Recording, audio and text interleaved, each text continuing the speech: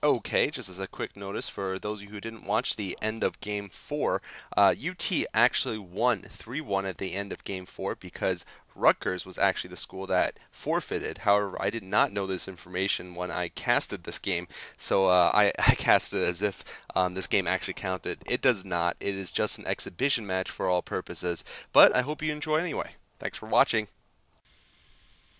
All right, hello there, everybody. This is Cholera, and welcome to the final game of this best of five series between Rutgers and University of Texas. This is going to be a really exciting match. We have Jolin versus Nesh here. Jolin, let's not forget, played in the very last game, in the fourth game, and really defeated his Protoss ally fairly effortlessly on Andromeda, going mass mutas and playing quite well, and just choking him to death, forcing him not to have resources, and then just defeating him at the end with crazy amounts of mutas. And he's facing Nesh, the Teal Terran here on Colosseum II, by the way, who is on the bottom right.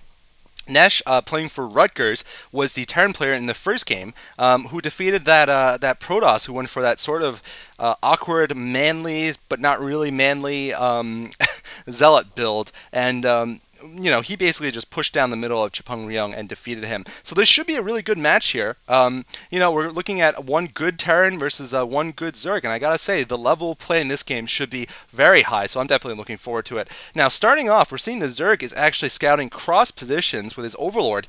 This suggests that he wants to check if there's a proxy in the middle of the map. Before possibly choosing whether to go hatch first or pool first.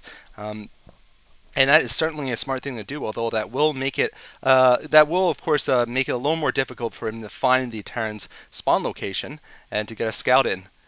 Meanwhile, the Terran player is getting a barracks up, and he's going to be scouting also. So yeah, I mean, definitely already this series from Jolin and from Nesh, I've seen a much higher level of play than in the CSL elsewhere. I mean, this is really both players played very well. Last game, especially Jolin, played just great. He really didn't have any problems at all. Mutalist Micro was very good, and I expect to see a little bit more of that this game. All right, so we've got a 12 hatch here going up for the Zerg player Jolin. Meanwhile, Barracks going up now for Nesh, and Jolin unfortunately is going to be scouting Nesh's position last. Oh, and look at this. Nesh actually has a refinery going up. So we're going to be seeing a mech build here from Nesh to open up with. Very interesting. And unfortunately for Jolin, Nesh is probably going to be able to block his choke point before Jolin can get a scout in. So Jolin's going to be in the dark about this mech build, and this is really putting the initiative in Nesh's hands, because when you go Medic Marine, there's your options are very constrained, especially if you're going to be going for an expansion. Pretty much the Zerg can time your moves for the next 10 minutes in the game almost. Whereas if you go mech, there's, it opens up all sorts of possibilities for you to go on at least 5 or 6 plausible builds. And, we have no idea, for example, what's going to come from the Teal player Nesh here. Of course, a factory is going to come first, but afterwards, so many options, and we'll see which one he takes. Yeah, Jolin's going to reach this area, and then he's going to realize he's been completely denied, not going to be able to get in. Meanwhile, Jolin's gone for another hatchery, so a 3-hatch build here. Most likely a standard 3-hatch Muta build, but once he knows it's mech, he probably will change his mind about it, and we'll see what he ends up doing. But he doesn't manage to get in the base, so he's not going to have any idea there's mech coming just yet.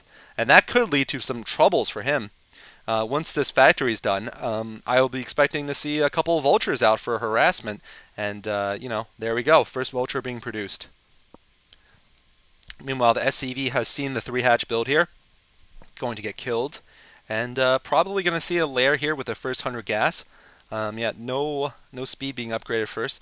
Oh, and this is going to help Jolin a lot, though. Jolin putting down a creep colony very early. I gotta say, this is fairly early against a Terran player. Before you even get your lair upgrade going, you get the creep down, but it's actually going to work out very well for him. Looks like Teal might be thinking about an expansion right now. So 1 fact into expand, and that's certainly a very good move. Getting a machine shop now also. Now he's lifting up, and he's going to be going for a little bit of harassment here. 4 Lings approaching, but I think these vultures should be able to take care of them. Yeah, wow.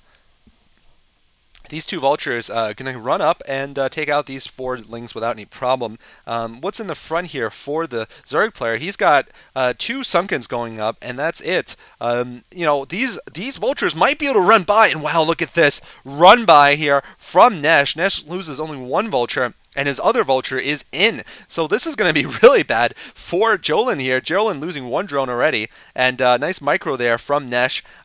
He's going to be able to pick off a lot of drones here, I think, and especially if he targets the drones instead of just. All right, I guess now he wants to go and micro against these links. Nice micro so far, and we'll see how long he can keep this up. Oh man, not very long. Oh, ouch, that's horrible for Nesh. I mean, really could have done a lot more damage there. Wow, I can't believe it. He's getting 3 factories, so he's not going to go for an expansion. He's going to go for 3 factories. This is really interesting. And he's got an armory going.